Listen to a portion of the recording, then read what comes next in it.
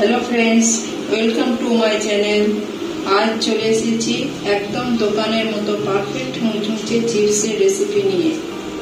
বাচ্চা থেকে বুড়ো সকলেই চিপস পছন্দ করে, আমরাও চিপস খেতে ভীষণ পছন্দ করি। তো চলুন আজকে দোকানের মতো চিপস তৈরি করে দেখাই। এর জন্য আমি নিয়ে নিয়েছি বড় বড় সাইজের 5টা আলু, নিয়ে নিয়েছি চিনি গুঁড়ো, লবণ, বিট লবণ, চাট মশলা, লঙ্কার গুঁড়ো। এবার আমি এই আলুগুলোর খোসা ছাড়িয়ে আপনাদের পিস পিস করে দেখাচ্ছি।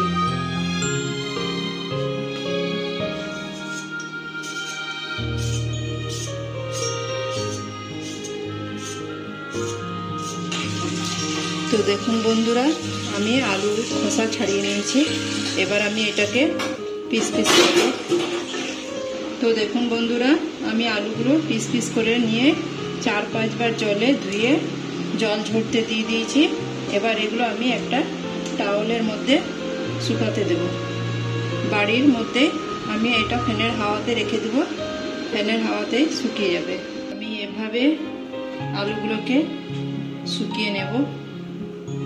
এই সময় বন্ধুরা আলুতে কোনোভাবে লবণ মাখাবেন না, তা না হলে আলু থেকে জল ছেড়ে দেবে আর ভাজার পর এগুলো মুচমুচে হবে না। এভাবে আমি প্রায় আধ ঘন্টার মতো রেখে দেব। 20 মিনিট পর আমি কাগজ দিয়ে এভাবে চেপে চেপে এর ওপরের মধ্যে যে জলটা আছে সেটা আমি শুকিয়ে দেব।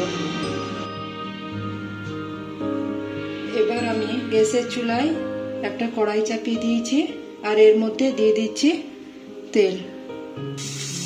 এবার আমি এর মধ্যে আলুগুলো দিয়ে দিচ্ছি।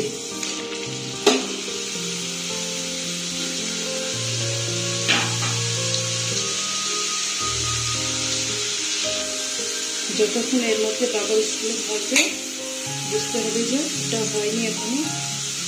যখন এর মধ্যে বাবলসগুলো কমে যাবে তখন হয়ে আসবে। দেখুন এবার বাবলসগুলো বন্ধ হয়ে গেছে। এবার এগুলো হয়ে গেছে, আমি এবার এগুলো তুলে নেব।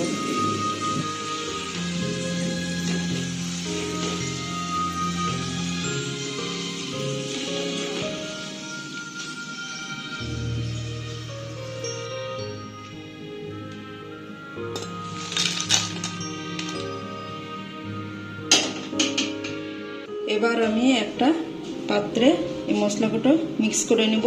দিয়ে দিলাম লঙ্কা গুঁড়ো 1 চামচ, পরিমাণ মতো লবণ দিলাম,